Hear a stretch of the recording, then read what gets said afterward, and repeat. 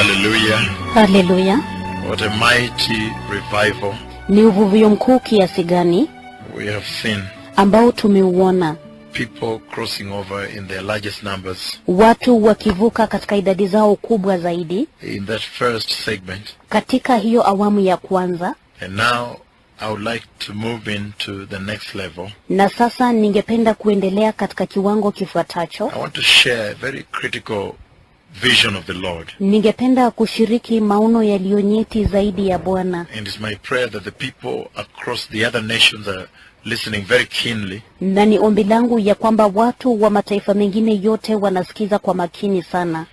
On April 27th, Aprili tarehe 27, the year 2011, mwaka wa 2011, the Lord spoke with me regarding the coming of the Messiah. Bwana alinena pamoja nami juu ya kurudi kwake Mesia. And it was a very stunning conversation. Na yalikuwa mazungumzo ya kushangaza sana. In fact, as a matter of fact, Na hakika ni kwamba I began to understand the proximity with which we are close to rapture. nikaanza kuelewa ukaribu ule tulionao kuelekea unyakuzi. I became startled Nilishangazwa kweli kweli when I woke up from that mighty vision of the Lord. nilipoamka toka katika maono hayo makuu ya Bwana. I'll describe this vision, Nitaelezea maono haya, and then later I will combine the two, the one of the garment and this, in today's message. alafu baadaye nitaunganisha haya mawili, yale mengine ya vazi na haya katika ujumbe wa siku ya leo. But in this vision Lakini katika maono haya of April 27th night, ya Aprili tarehe 27 usiku, April 28th morning, alafu Aprili tarehe 28 asubuhi, 2011, mwaka wa 2011, all of a sudden, ghafla binfu the Lord spoke with me Bwana alinena pamoja nami about the return of Christ the Messiah. juu ya kurudi kwake Kristo Mesia. But in that vision, Lakini katika maono hayo I was at a place, nilikuwa mahali fulani, and I was preaching in that place, na nilikuwa nikihubiri mahali pale, announcing the coming of the Messiah. nikitangaza kurudi kwake Masihi. I was talking about the glorious return of Christ the Messiah. Nilikuwa nikinena juu ya kurudi kwake Kristo Mesihi kwa utukufu. Christ Jesus the Messiah. Yesu Kristo Masihi.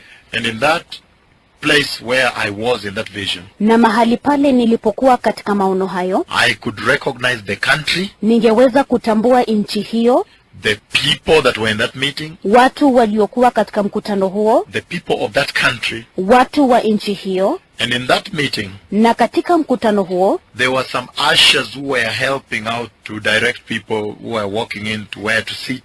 kulikuwa na mashemanzi waliokuwa wakisaidia kuwaelekeza watu mahali pa kuketi, Where they can go stand or sit. mahali wanapoweza kwenda kusimama ama kuketi. There were ushers in that meeting, Walikuwepo mashemanzi katika mkutano huo, ushering people in to the meeting. wakiwasaidia kuingiza watu mkutanoni. And I was announcing the coming of the Messiah Nami nilikuwa nikitangaza kurudi kwake Masihi in that meeting. katika mkutano huo. And then, Na kisha all of a sudden, ghafla the Lord told me Bwana akaniambia by voice kwa sauti to tell the ushers, the people that were standing by the door, by the edge, by the aisles, kuambia mashemanzi, yani watu wale waliokuwa wamesimama kando kando kwa mlango na kwenye barabara.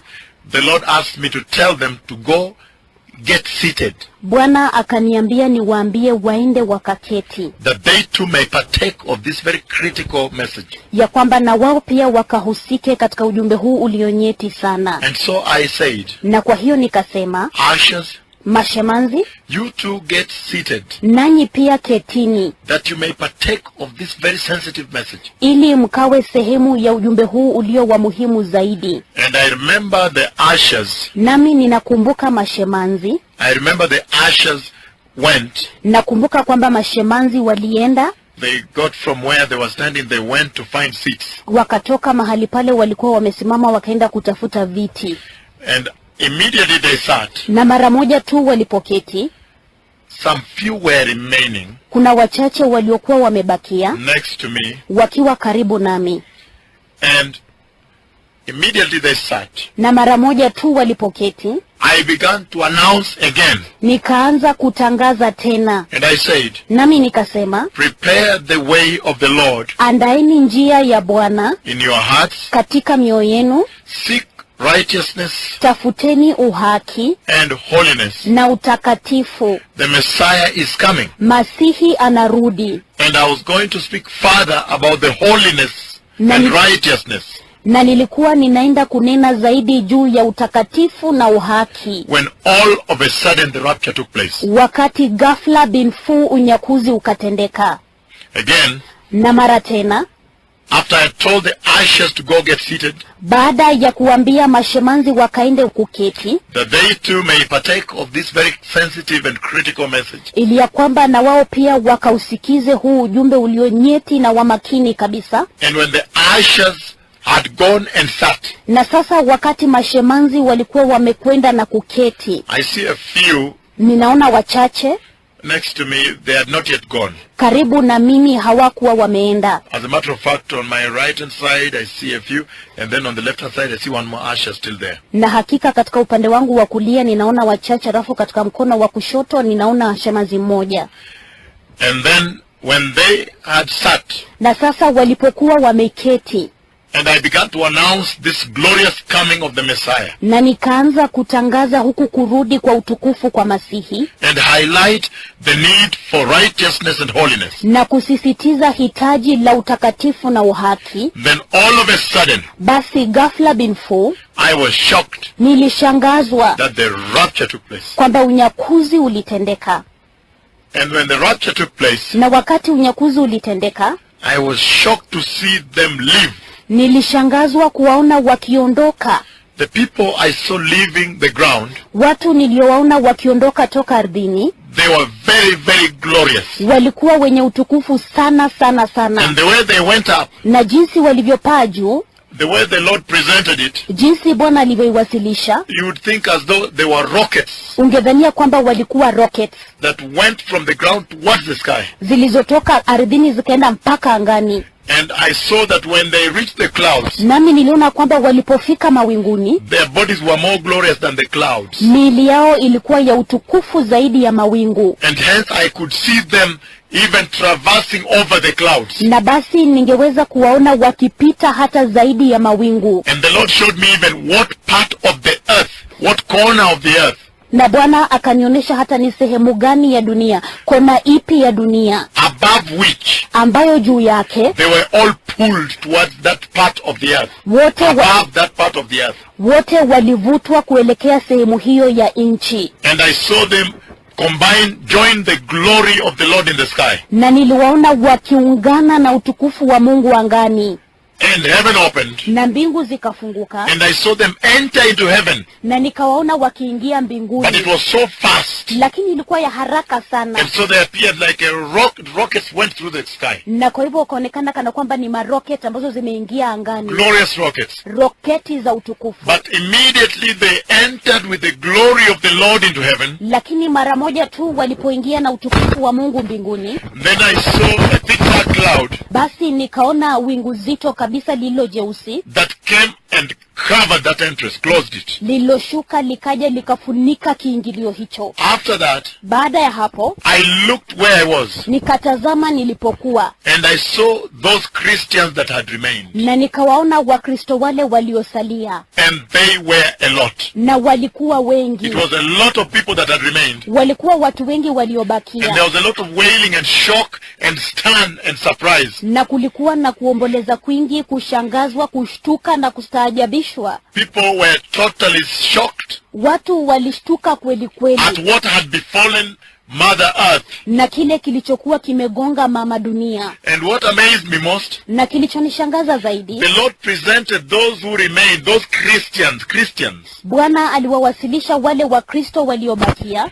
Their bodies, they were whitish. miili yao ilikuwa nyeupe nyeupe. I don't know whether that's their clothes or over their clothes. Sijui kama ni mavazi zao ama juu ya mavazi yao, It looks like their clothes ni kana kwamba ni nguo zao were whitish zilikuwa kama nyeupe nyeupe, but brownish. lakini tena kama za hudhurungi. Whitish but brownish. Nyeupe nyeupe hivi lakini hudhurungi. And that was very shocking to me. Na hiyo ilikuwa ya kunishangaza sana. Well, that is the first time Na sasa hiyo ndio mara ya kwanza that the Lord has now shown me the rapture of the church. ambapo Bwana amenionyesha unyakuzi wa kanisa When I am on the earth. wakati nikiwa duniani. Because most of the other visions, Manake mengi ya yale maono mengine, He normally lifts me up. The Spirit of the Lord lifts me up above the earth. kwa kawaida Roho wa Bwana huniinua juu ya dunia And then show me how the rapture would take place and how they would leave the earth towards heaven. na kunionyesha vile unyakuzi utatendeka na jinsi watatoka ardhini na kwenda mpaka mbinguni. And what stunned me most Na kilichonishangaza zaidi is that now I know ni ya kwamba sasa in ninajua which country I will be ni taifa lipi nitakalokuwemo when the rapture takes place. unyakuzi utakapotendeka. I can also see the peoples of that country. Pia ninaweza kuwaona watu wa nchi hiyo. I can see the church, the members of the churches. I can see what they look like. Naweza kuwaona washirika wa makanisa, naweza kuona vile wanavyokaa. And I also know what time it is when, in terms of day, Na- day or night. It was a daytime. It was a meeting taking place in the day Na in ni- that part of the world. Na najua pia wakati, kwa sababu ulikuwa mkutano uliokuwa ukifanyika wakati wa mchana katika sehemu hiyo ya dunia. That meeting was in the daytime. Mkutano huo ulikuwa wakati wa mchana. The day and the hour, Siku na saa I don't know. sijui mimi. The day and the hour, Siku na saa nobody knows. hakuna mtu ajuaye. But I know the place where I was holding a meeting, Lakini najua mahali pale nilipokuwa na mkutano in that vision, katika maono hayo, when the rapture takes place. wakati unyakuzi unatendeka. Precious people, Watu wa dhamani, I was very shocked nilishangazwa sana when I woke up from that vision. nilipoamka toka katika maono hayo. Then I've realized Na basi nimetambua that the benchmark of the Lord, ya kwamba alama ya Mungu, the standard of the Lord kiwango cha Bwana of righteousness cha uhaki and holiness na utakatifu will not matter. hakitajalisha. It will cut across both the church and the heathen. Itafika kote kote kwa kanisa na wasiomjua It Mungu. will not care as to whether you are in the church or you are outside the church. Haitajalisha kama uko kanisani ama nje mwa kanisa. In that part of the world, Katika sehemu hiyo ya ulimwengu it was daytime. ulikuwa wakati wa mchana. When the rapture took place, it was a meeting taking place in the day. Wakati unyakuzi ulitendeka ulikuwa mkutano unaofanyika mchana. Precious people, Watu wa dhamani, time is over. wakati And I umekwisha. want to share the depth of this conversation Na nataka kushiriki ulindi wa ujumbe huu with you, the church. pamoja nawe kanisa. And why would God show me such details? Na kwa nini Mungu anionyeshe maelezo ya kilindini kama He haya? has been speaking to me about the wedding of the Lamb. Amekuwa akinena pamoja nami juu ya harusi ya mwanakondoo. The wedding of the Lamb. Harusi ya mwanakondoo. The coming of the Messiah. Kurudi kwake The Mesihi. coming of the Messiah. Kurudi kwake But Masihi. why now Lakini kwa nini sasa that you will be in such a meeting ya kwamba uwe katika mkutano kama huu when it all takes place? wakati sasa itatendeka? That tells me Hiyo inanieleza the time is absolutely over. kwamba wakati umekwisha kabisa kabisa. And that's why the message of the garment Na ndio maana ujumbe wa vazi that I want to share tonight ninaotaka kushiriki usiku wa is leo absolutely very critical and central. ni nyeti zaidi na wakatikati. Again, Tena I saw a lot of people that remained niliwaona watu wengi waliobakia and a lot of wailing that took place. na kuomboleza kwingi kulikotendeka. There was wailing, people were shocked and stunned. Kulikuwa Some na, of them had lost loved ones, were not there anymore. kulikuwa na kuomboleza, watu wengine wameshtuka, hata wapendo wao hawapo tena. Again, I've seen the place where I will be at, Na mara tena nimeona mahali pale nitakapokuwa, and it was very shocking. na ilikuwa ya kushangaza sana. But to see those who had remained Lakini kuwaona wale waliobakia was even more shocking. ilikuwa hata ya kushangaza The Bible zaidi. says Biblia inasema in Matthew chapter 24, katika Mathayo mlango wa 24, Matthew 24, Mathayo mlango wa 24, and I'm reading here from verse 36. na ninasoma hapa kuanzia mstari wa 36. No one knows about the day or the hour, Hakuna ajuaye siku wala saa, not even the angels in heaven, hata malaika mbinguni, nor the Son, wala mwana, but only the Father, ila Baba peke yake. as it was during the days of Noah. Kama vile ilivyokuwa wakati wake Noa, So will it be at the coming of the Son of Man. ndivyo itakavyokuwa kuja kwake mwana wa But Adamu. listen, precious people, Lakini sikizeni watu wa dhamani, that means hiyo inamaanisha that this conversation kwamba haya mazungumzo is indeed kwa hakika between God the Father yako kati ya Mungu Baba and the church. na kanisa. Because only God the Father could know Manake Mungu Baba peke yake angejua that when he will send me to which country, ya kwamba atakaponituma katika taifa it will fulani be daytime there, utakuwa mchana kule, and I'll be in such a meeting. I could see the meeting if I can identify that meeting. na When it nitakuwa comes, I will identify it probably. na nitakuwa katika mkutano fulani, naweza kuutambua na utakapokuja nitaujua. And then he says it will take place. Na kisha anasema itatendeka. Why the details of this level? Kwa nini maelezo ya jinsi hii? Why the details of this gravity? Kwa nini maelezo ya uzito huu?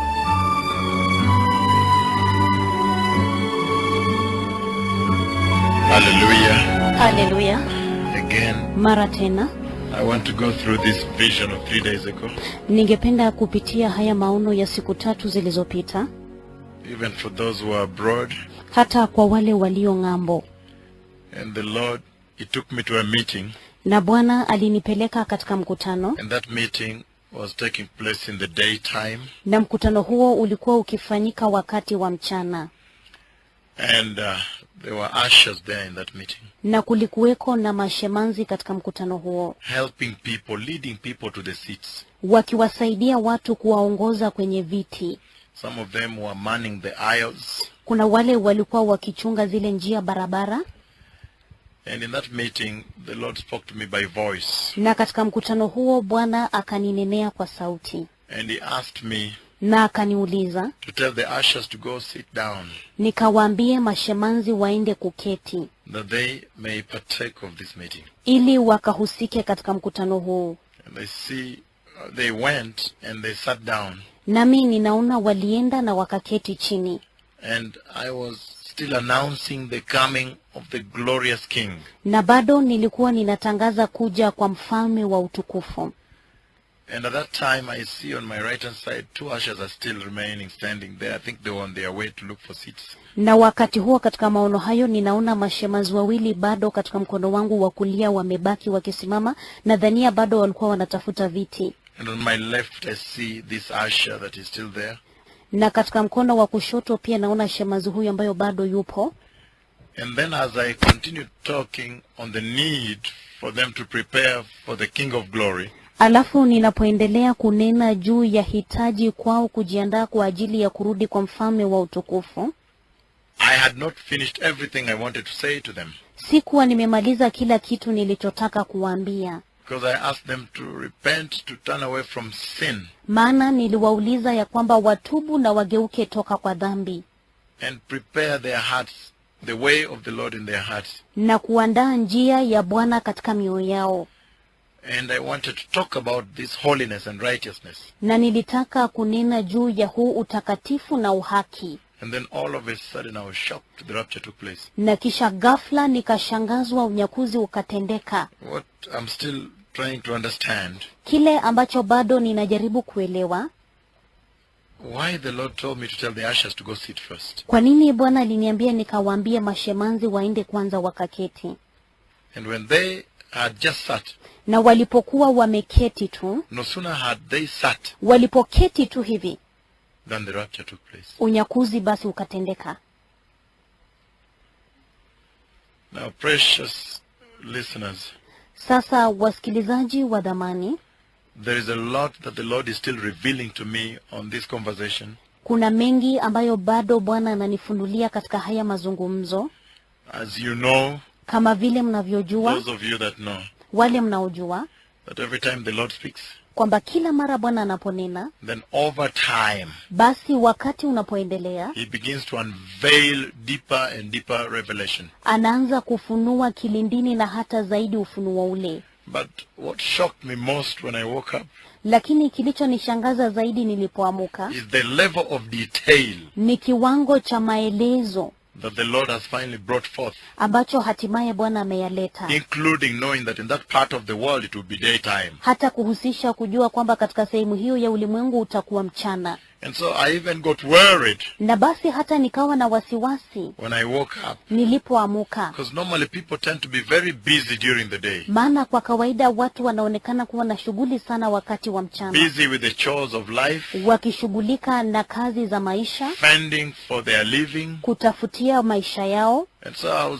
when I woke up, I was just wondering how much attention do people give towards being ready for the Messiah. Kwa hivyo nilipoamuka nikashangazwa kabisa na kujiuliza kwamba ni umakinifu upi kiasi kipi ambacho watu wanapeana juu ya kurudi kwake Mesia. Especially in the day. Hasa wakati wa mchana. But anyhow, precious people. Lakini hata hivyo watu wa dhamani. I want to combine this with the vision of the garment. Ninataka kuunganisha hii na maono ya vazi. When the Lord showed me right before the Nyeri meeting. Wakati Bwana alinionyesha pale kabla ya mkutano wa Nyeri. When heaven receded. Wakati mbingu zilitoweka. And I remember very well in that vision. Na ninakumbuka vizuri kabisa katika maono hayo. When heaven was receding. Wakati mbingu zilikuwa zikitoweka. Again, let me get back to the basics of this vision. Na mara tena wache nirudie masuala ya msingi ya maono haya. The Lord slayed me. Bwana alinichukua usingizini. And I fell asleep. Na nikalala. In the day. Katika wakati wa mchana. When I fell asleep. Na nilipolala. Immediately I was falling asleep, I saw the vision. Mara moja nilipokuwa nikilala nikaona maono. And I saw heaven receding. Na niliona mbingu zikitoweka. That means it was just spectacular. Kumaanisha kwamba ilikuwa tukio la kushangaza. The two sides that were moving away from each other and rolling away, rolling back. Upande huu mwili ulikuwa ukisonga kando na mwingine alafu unajikunja na kuondoka. And then when there was enough window. Alafu kulipokuwa na dirisha la kutosha. The entrance that was opened. Kiingilio kilichokuwa wazi. Then I saw the glory of the Lord. Basi nikauona utukufu wa Bwana. But what amazed me. Lakini kilichonishangaza. As I looked at the glory. Nilipoutazama utukufu. He deposited a message in my heart. Ukaacha ujumbe moyoni mwangu. He deposited a message that made me know that the Messiah was coming for the church. Ukaweka ujumbe katika moyo wangu uliofanya nijue kwamba Masihi analirudia kanisa. That the rapture was going to take place. Kwamba unyakuzi ulikuwa unaenda kutendeka. When I saw heaven recede. Nilipoziona mbingu zikitoweka. And the glory of the Lord inside. Na utukufu wa Mungu mle ndani. I knew that he made me know that this is about the rapture of the church. Alinisababisha nikajue kwamba hii ni juu ya unyakuzi wa kanisa.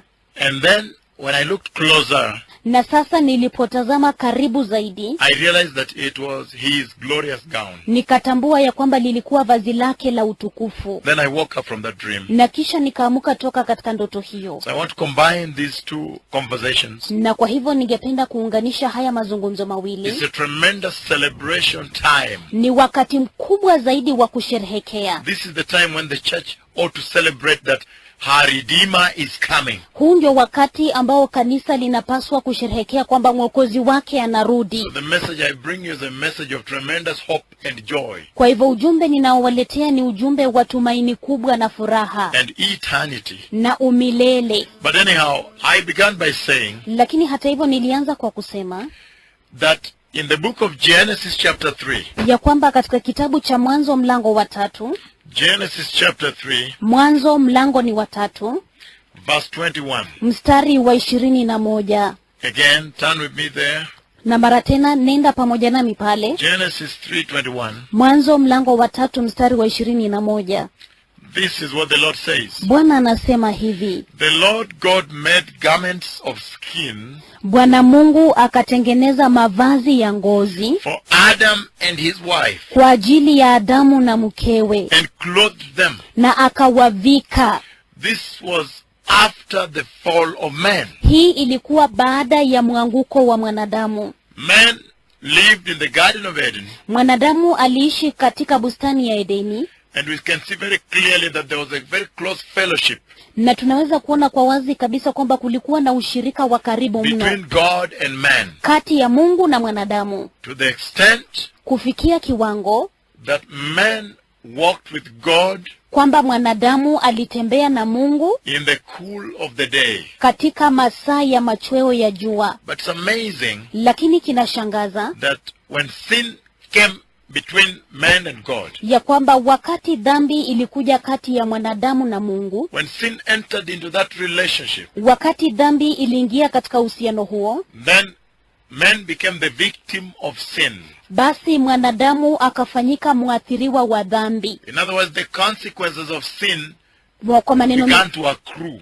Kwa maneno mengine ni kwamba matunda ya dhambi yakaanza kudhihirika. And one of the major things that happened, Na mojawapo ya mambo makuu yaliyotendeka, man that was holy, binadamu aliyekuwa mtakatifu, because you cannot walk with God lest you are holy, manake huwezi kutembea na Mungu isipokuwa wewe ni mtakatifu, unless you are righteous, usipokuwa wewe ni mwenye haki, unless you are holy. isipokuwa wewe ni mtakatifu. So when man was walking with God in the cool of the day, Kwa hivyo mwanadamu alipokuwa akitembea na Mungu katika wakati wa kupoa jua, mankind mwanadamu was holy alikuwa mtakatifu unto the Lord. kwa Bwana. But we see now Lakini tuwaona sasa that when sin came into the life of man, ya kwamba wakati dhambi iliingia katika maisha ya mwanadamu, man found out mwanadamu that he alitambua was naked. kwamba alikuwa uchi. That means Hiyo inamaanisha there is something about this holiness kuna kitu juu ya utakatifu huu and righteousness na uhaki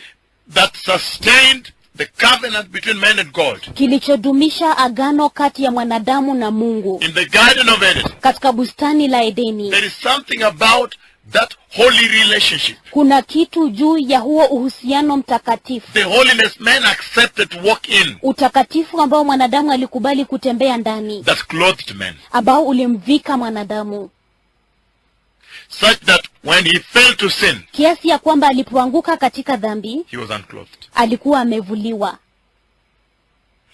And we see very clearly Na tunaona kwa wazi kabisa that in the book of Genesis, kwamba katika kitabu cha Mwanzo, Genesis 3:21, Mwanzo mlango wa 3:21, God Almighty Mungu mkuu mwenyezi covered man with a skin, alimvika mwanadamu na ngozi, covered him, alimfunika. in other words his shame, Kwa maneno mengine alifunika aibu yake with skin. na ngozi. That must have come from sacrificing an animal. Hiyo lazima ilitokana na kutolewa dhabihu kwa mnyama. And then we see very clearly Na kisha tunaona kwa wazi kabisa that back in the book of Revelation, ya kwamba kule nyuma katika kitabu cha Ufunuo chapter 16, mlango wa 16 verse 15, mstari wa 15, the Lord says, Bwana anasema, "Behold, I come like a thief, tazama naja kama mwivi, and blessed is he who stays awake na amebarikiwa yeye akeshaye and keeps his clothes with him, na kuyatunza mavazi yake pamoja so naye, that he may not go naked and be shamefully exposed." ili ya kwamba asiende uchi hata watu wakaione aibu yake. So it's amazing Na kwa hiyo inashangaza that the Lord is saying, kwamba Bwana anasema, he's equating being awake analinganisha kuwa macho with being clothed. na kuvikwa. Being alert, in other words, Kuwa macho katika maneno mengine with being clothed. na kuvikwa. And we see very clearly here Na tunaona kwa wazi kabisa hapa that if one is not awake, ya kwamba ikiwa mtu hayuko macho, they will be shamefully exposed wataoneshwa uchi aibu yao before the Lord mbele za Bwana and before the nations of the earth. na mbele ya mataifa ya ulimwengu. And in Romans chapter 13 I read Na katika Warumi mlango wa 13 nilisoma that even as God had clothed ya kwamba hata vile Mungu alikuwa amemvika Adam and Eve, as we saw in Genesis aliwavika Adamu na Hawa, vile tuliona katika kitabu cha Mwanzo chapter 3:21, mlango wa in 3:21, Romans 13 verse 14, katika Warumi 13:14 he brought Christ alimleta Kristo and he said, "Behold, na akasema, tazama now you can clothe yourselves with Christ Jesus the Lord." sasa mnaweza kujivika na Kristo Yesu And Bwana. I want to take it one notch higher Na ninataka kuinua juu zaidi so that we may understand this garment. ili tuelewe vazi hili. What is this garment Je, vazi hili ni nini? highlighting Ninasisitiza in that vision of the Lord? katika hayo maono ya Bwana, When the Lord receded heaven wakati Bwana alizisongesha mbingu and said, "Look, na kusema, tazama the garment." vazi. And it made me know that this is about the coming of the Messiah. na linisababisha nikajua kwamba hii ni juu ya kurudi kwake Mesia. And now he says, Na sasa anasema, he's urging us anatuuliza to clothe ourselves. tujivike, Make sure we are clothed tuhakikishe kwamba tumevishwa with Jesus Christ the Lord. na Kristo Yesu Bwana. What does that mean, Hiyo inamaanisha nini, precious people? watu wa In Mungu? Exodus chapter 12, Katika Kutoka 12, I know it's going to be a long message, najua kwamba utakuwa ujumbe mrefu, but write these scriptures down. lakini andika maandiko haya chini. Exodus chapter 12. Kutoka mlango wa 12, You can read the whole chapter, but for the sake of tonight, we'll read just a few. unaweza kusoma mlango wote, lakini kwa ajili ya usiku wa leo tutasoma mistari michache tu. Exodus 12, Ni Kutoka 12, we see God establishing the standard of the blood. tunaona Mungu akiimarisha alama ya damu. We see very clearly here Tunaona kwa wazi kabisa hapa that when the Lord was out to take Israel out of Egypt, ya kwamba wakati Bwana alikuwa akiondoa Israeli kutoka Misri, from Goshen, kutoka Goshen, in different divisions of the house of Jacob, katika jamii mbalimbali za nyumba ya Yakobo, he told them he would come at the midnight hour. aliwaambia kwamba atakuja saa 6 za usiku. And what amazed me most, Na kinachonishangaza zaidi, he gave a command alipeana amri that even as he comes ya kwamba hata atakapokuja in his wrath katika ghadhabu yake to judge the sins of the world, kuhukumu dhambi za the ulimwengu, sins of Egypt, dhambi za Misri, he gave a command to his elect, alipeana amri kwa wateule to his wake. chosen people. There was a different instruction, Kwa wachaguliwa wake wateule kulikuwa na maagizo tofauti, and they operated under this instruction at this very critical hour, the midnight hour. na walifanya kazi katika haya maagizo nyeti kabisa katika saa hii nyeti ya saa 6 And za the usiku. instruction was Na maagizo yalikuwa haya, that when the midnight hour draws close, kwamba saa 6 za usiku zitakapokaribia, he said, anasema they should take the blood of the lamb, wachukue damu ya mwanakondoo, the lamb without defect, without deformity, mwanakondoo asiye na mawaa, asiye na lawama, and they should sprinkle on the doorposts and frames na wakamimine kwenye miimo ya milango of the houses in which they lived. ya nyumba zile walizoishi. And the Lord was saying, essentially, Na kimsingi Bwana alikuwa akisema that even as the midnight hour draws very close, ya kwamba hata saa 6 ya usiku inapokaribia zaidi, many things may not matter, vitu vingi but visijalishe, one thing will become very fundamental, lakini kitu kimoja kitakuwa kikuu zaidi, that the houses in which the Israelites lived being covered by the blood of the lamb without defect. kwamba nyumba zile ambazo Waisraeli waliishi ndani zikafunikwe na damu ya mwanakondoo asiye na mawaa. And I see right now, Na ninaona hivi sasa, even as we are drawing closer hata tunapokaribia zaidi to the midnight hour, saa 6 za usiku, the Lord is now talking about garment. Bwana sasa ananena juu ya vazi. Are you covered by the garment? Je, umefunikwa na vazi? The glorious garment. Vazi la utukufu? I call it the wedding gown Ninaliita vazi la harusi, for the wedding of the Lamb of God. kwa ajili ya harusi ya mwanakondoo wa Mungu. And yet in Romans chapter 13 he says, Na ili hali katika Warumi 13 anasema, because the night is nearly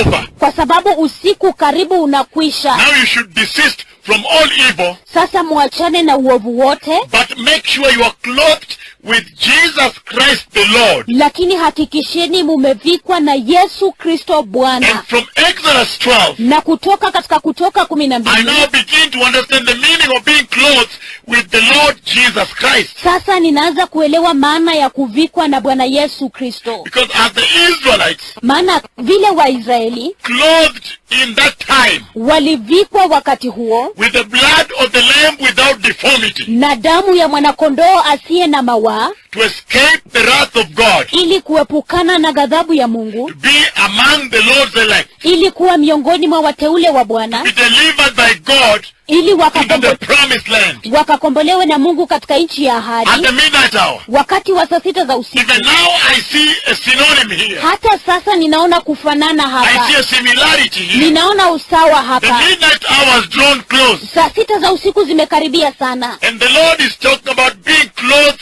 with the blood. Na Bwana ananena juu ya kuvikwa na damu. Because right now, Maana hivi sasa for us as a church, kwetu sisi kama kanisa, Jesus Christ the Lord, Yesu Kristo Bwana, He is the Lamb of God, yeye ndiye mwanakondoo wa Mungu without defect, asiye na mawaa, whose blood was poured at Calvary. ambaye damu yake ilimwagika And Kalvari. since the midnight hour is near, Na kwa sababu saa 6 za usiku zimekaribia, the Lord has sent me to the church, Bwana amenituma kwa to the kanisa, nations of the earth, kwa mataifa ya to ulimwengu, tell you kuwaambia that to make sure ya kwamba muhakikishe that you are covered and clothed kwamba mumefunikwa na kuvikwa with the blood of the Lamb of God na damu ya mwanakondoo wa Mungu that has no deformity, asiye na mawaa, whose name ambaye jina is the lake Lord Jesus Christ, ni Bwana Yesu Kristo the Messiah. Masihi. Hallelujah. Haleluya. The garment. Vazi, My garment. vazi langu. In other words, Katika maneno mengine, can you see my garment? je, waweza kuona vazi langu?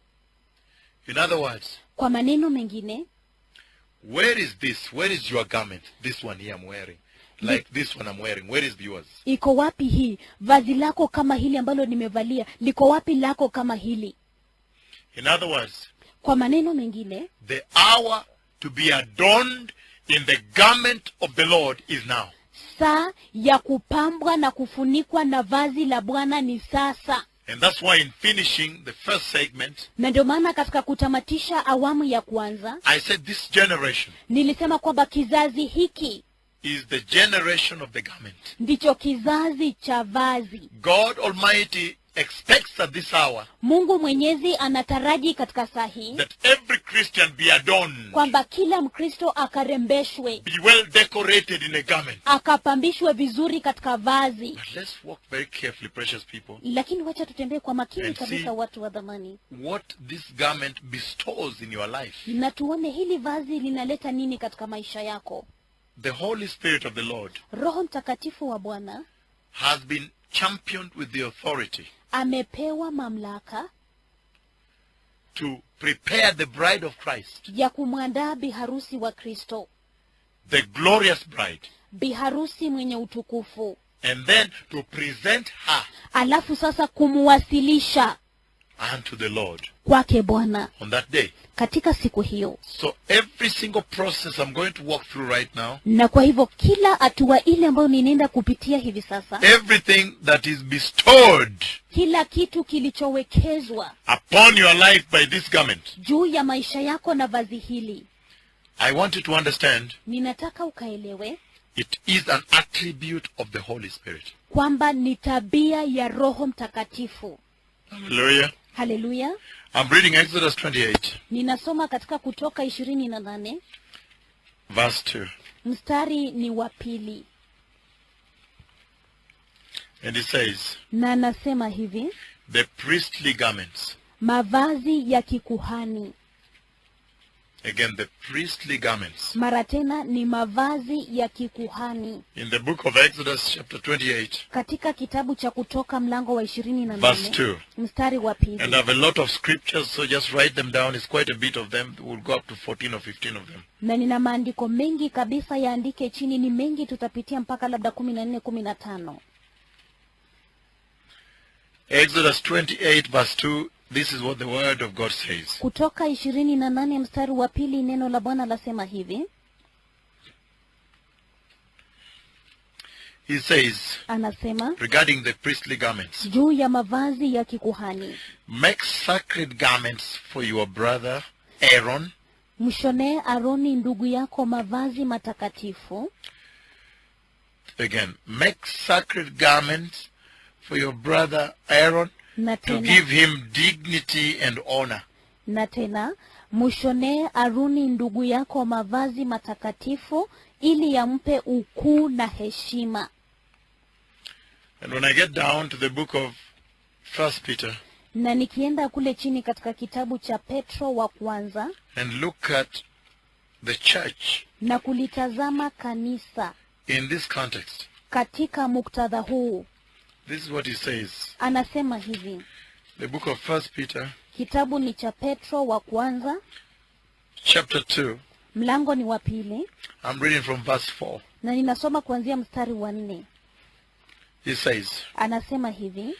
as you come to him, Mnapomwendea yeye, the living stone, aliye jiwe lililo hai, rejected by men, lililokataliwa na wanadamu, but chosen by God, lakini ni teule kwa Mungu, and precious to him, na la thamani kwake. you also, like living stones, Ninyi nanyi kama mawe yaliyo hai, are being built into a spiritual house, mumejengwa kuwa nyumba ya roho, to be a holy priesthood, mpate kuwa ukuhani mtakatifu, offering spiritual sacrifices, mukitoa dhabihu za kiroho acceptable to God through Jesus Christ. zinazokubaliwa na Mungu kwa njia ya Kristo Yesu. I begin to understand very clearly here Ninaanza kuelewa kwa wazi zaidi hapa that the elect of God, kwamba wateule wa Mungu, that the remnant of God at this hour, kwamba masalia wa Mungu katika saa hii, they are actually kwa hakika wao not called the elect of God hawaitwi wateule wa Mungu because they deserve it. kwa sababu wanastahili, It is not by their own merit si kwa kustahili kwao wenyewe, that they are designated the elect of God. ya kwamba wameitwa wateule wa Mungu. From this scripture of 1 Peter chapter 2, Toka katika andiko hili la Petro wa kwanza mlango wa 2, I see that the believership, the being a believer, ninaona ya the kwamba sainthood, kuwa muumini ama kuwa the mteule, being of a Christian kuwa Mkristo is a calling from God. ni mwito toka kwa Mungu, That God himself chose to call you. kwamba Mungu mwenyewe alichagua kukuita, And when he called you to salvation, na alipokuita katika wokovu it was not just a calling, haukuwa mwito bure, but he called you lakini alikuita to traverse the laws of the Old Testament. ili kushinda sheria zote za Agano la Kale. Now you needed not to be a Levite, Sasa haukuhitajika kuwa Mlawi, and he crossed the line. He traversed you all through until into the priesthood. na sasa akavuka laini akakuvusha mpaka katika ukuhani, And he says, na akasema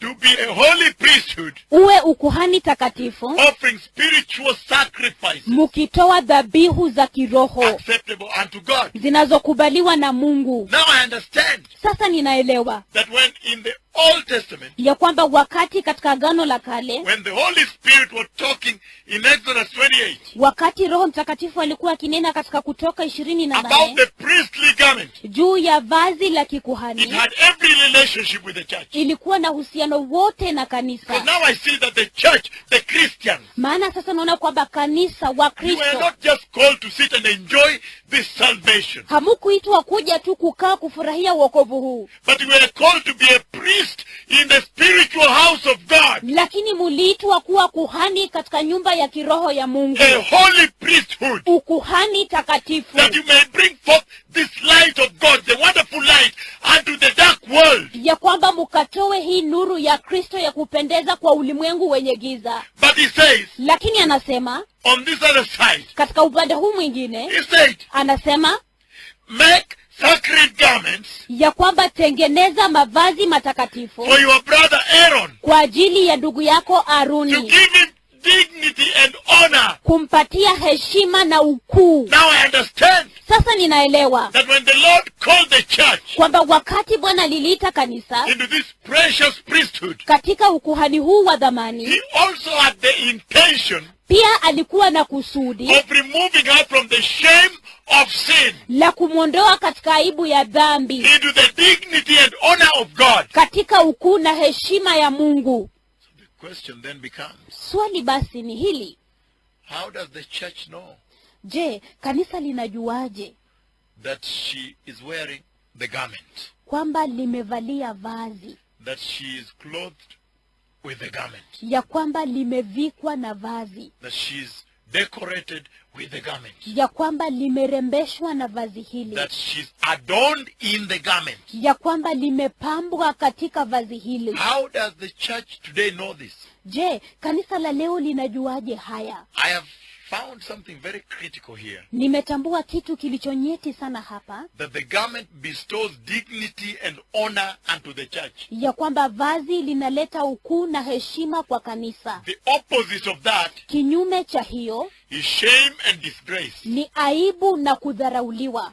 So I would want to see Kwa hivyo ningependa kuona a church that is adorned in the garment, kanisa lililopambwa kwenye vazi, living in the dignity and honor of God. likiishi katika ukuu na heshima ya Mungu. What are the basic tenets, the elements of the dignity and honor of God in the church? Mambo ya kimsingi ni yapi? Vipengele vya umuhimu katika ukuu na heshima ndani mwa kanisa. That means a church that is not humiliated, Ni kumaanisha ni kanisa ambalo halijadunishwa, not shamed, not ashamed. kanisa ambalo halijaaibishwa. I'll give simple examples here. Nitatoa mifano ya rahisi hapa.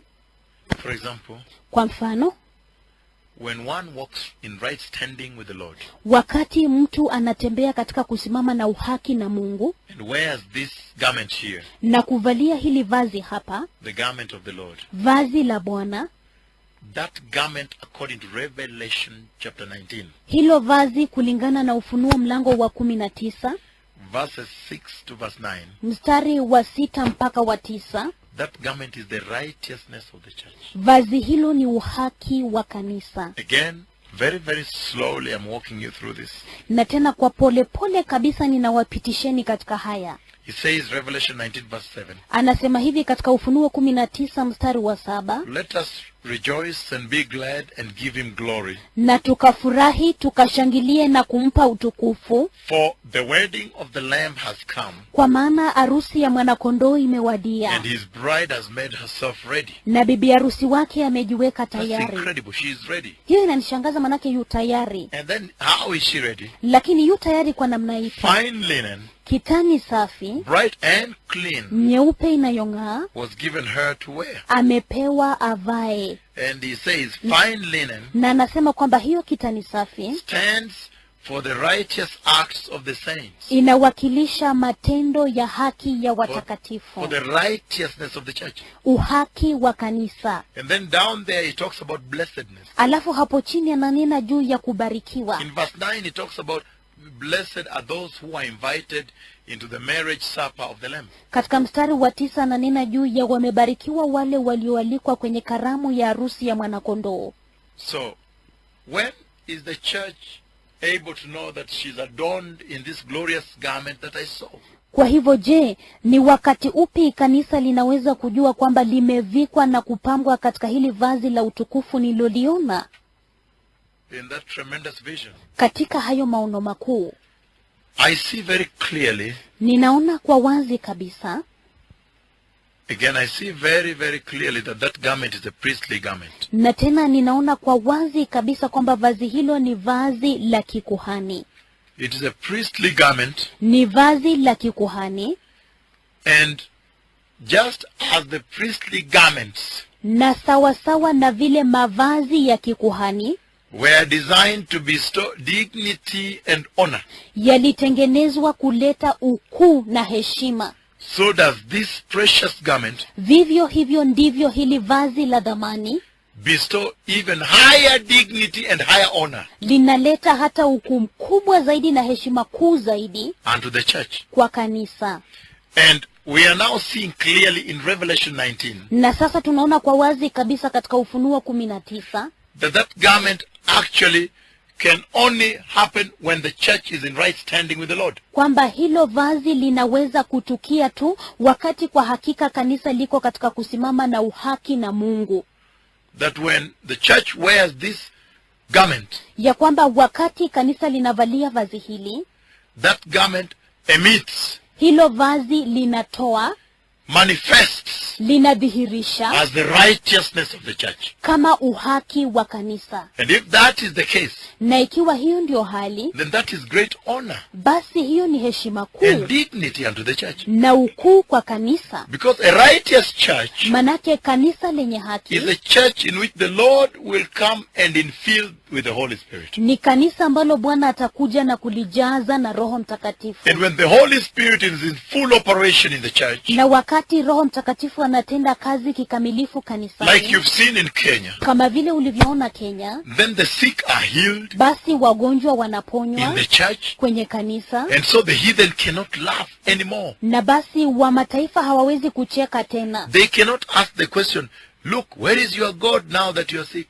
Hawawezi kuuliza maswali kwamba tena, tazama Mungu wako yuko wapi, wewe bado ni mgonjwa. That is the church that is healed Hilo ni kanisa lililoponywa even when she falls ill, hata wakati linakuwa mgonjwa, and hence na basi dignified, linafanywa kuwa kuu, because finally even the nations will know that her God is Jehovah. maana hata hatimaye mataifa yatajua kwamba Mungu wake ni Jehova. Honored, Limeheshimiwa, because even in society, manake hata katika jumuiya she'll be in high standing in society. litakuwa limesimama katika hali ya A juu katika righteous jamii. church Kanisa lenye uhaki is the light of the nation, ni nuru ya taifa, the light of the world. nuru ya ulimwengu. So she has a higher place Basi lina mahali pa in juu society, kwenye jamii, and that brings dignity and honor to the church, na hiyo inaleta ukuu na heshima kwa because she kanisa, becomes the leader, the opinion leader. manake linafanyika kiongozi wa She maadili, becomes the road for direction. linafanyika fimbo ya mwelekeo, She becomes the point of reference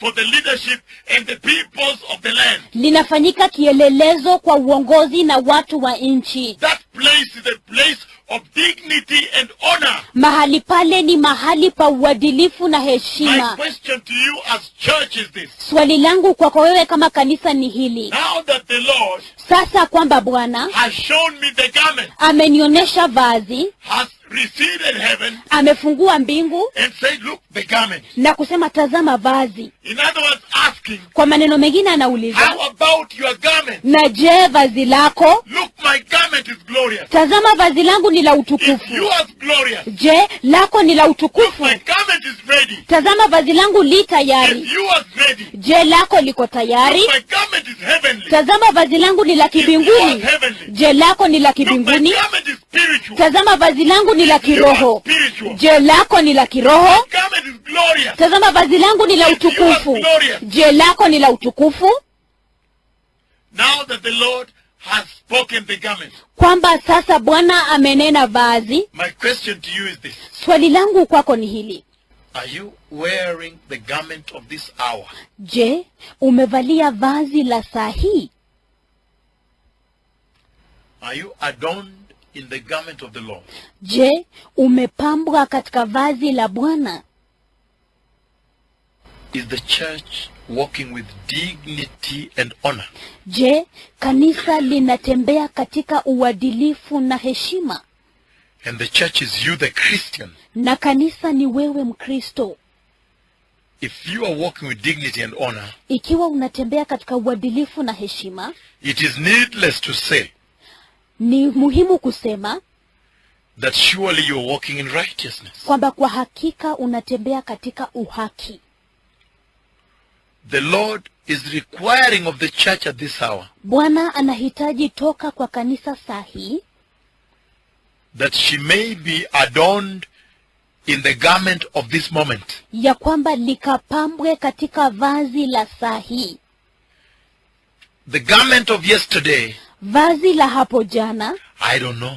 sijui, Because I see in the book of Acts, maana naona katika kitabu cha Matendo, chapter 17, Matendo mlango wa 17 verse 30, mstari wa 30, I see him saying, ninamwona akisema, again Acts chapter 17, verse 30, na tena ni katika Matendo 17:30, this is what the Lord says. Bwana anasema hivi: In the past, God overlooked such ignorance, zamani wakati wa ujinga Mungu alijifanya kana kwamba haoni, but now he commands all people everywhere to repent. lakini sasa anawaamuru watu wote wa kila mahali watubu. Why? Kwa nini? Because he says, verse 31, Kwa sababu anasema katika mstari wa 31, for he has set a day when he will judge the world with justice. kwa kuwa ameweka siku ambayo atauhukumu ulimwengu kwa haki, By the man he has appointed. akimtumia mtu aliyemchagua. He has given this proof to all men by raising him from the dead. Kwako huyo amewahakikishia watu wote kwa kumfufua yeye kutoka kwa wafu.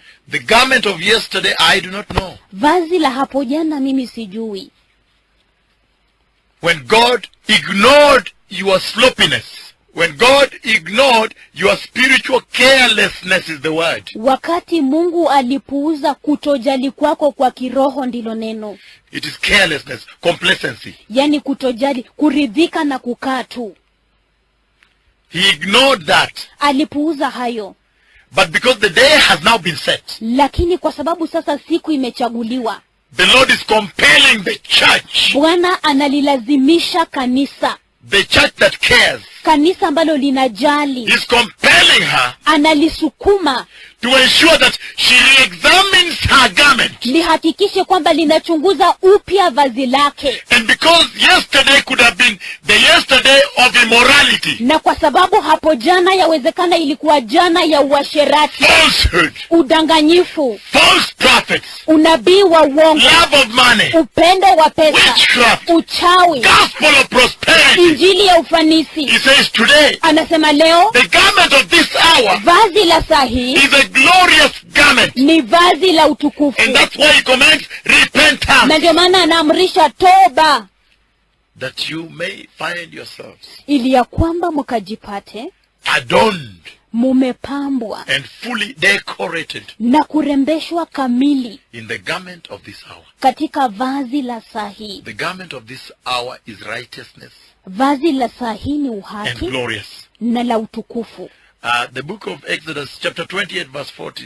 Katika kitabu cha Kutoka mlango wa 28 mstari wa As we move 40, on. tunapoendelea Exodus 28:40. ni Kutoka 28:40. This is what the Lord says. Bwana anasema hivi, Precious people. watu wa dhamani.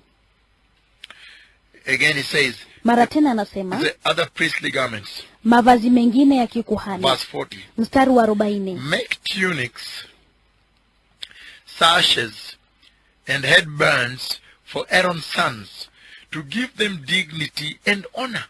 watengenezee wana wa Aroni makoti, mishipi na kofia, ili kuwapa ukuu na heshima.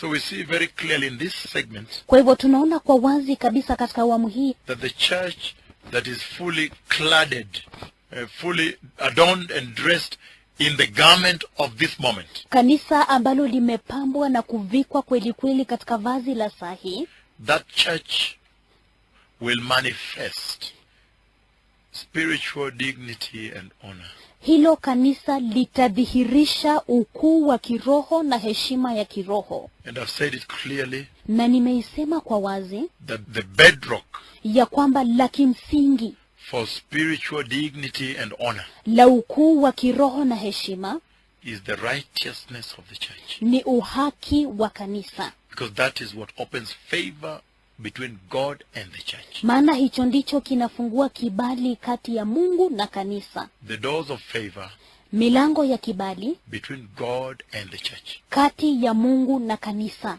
To the extent that her sick are healed, kufikia kiwango kwamba wagonjwa wake wanapona. it is honorable for the Lord himself to respond to the ailing. Ni heshimiwa kabisa kwa Bwana mwenyewe kuwaitikia wagonjwa.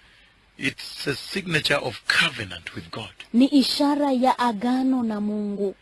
And I also said that her stature would be very high in society Na pia nikasema kwamba nafasi yake itakuwa ya juu kabisa kwenye jamii, because she would be beyond reproach. manake atakuwa ameshinda wa kuaibika. In other words, incorruptible. Kwa maneno mengine, asiyefisadika. Hence the light Kwa hivyo nuru, of the world. nuru ya ulimwengu. Repent.